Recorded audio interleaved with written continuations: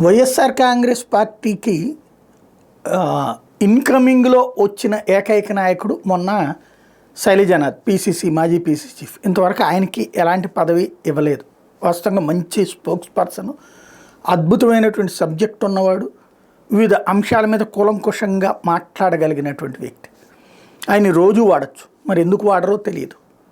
Party ఏదో అట్లా వ్యక్తితో నడిచేయాలి అన్నటువంటి రూట్లో తప్పించి ఇప్పుడు బొత్స నేతృత్వంలో మండల్లో ఎలా ఆడుకుంటున్నారు, అది రాజకీయం అంటే ఏంటో. బట్ వీళ్ళు అట్లాంటివి చెయ్యరు, మరి అదేందో అర్థం కాదు.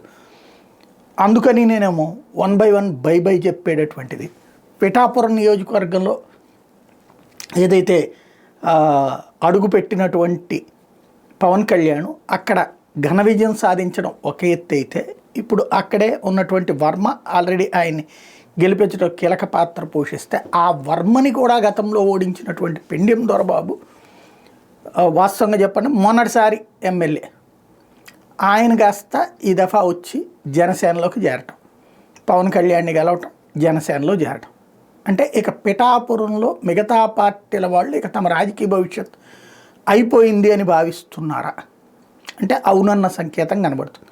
మరి మళ్ళీ కొత్త చోటకెళ్ళి ప్రజల్ని మొప్పించడం కంటే ఆ పవన్ కళ్యాణ్ పంచన ఉంటే ఏదన్నా వేరే నామినేటెడ్ పదవులు ఏదైనా తీసుకోవచ్చు అన్నటువంటి రూట్లో సాగుతున్నారు.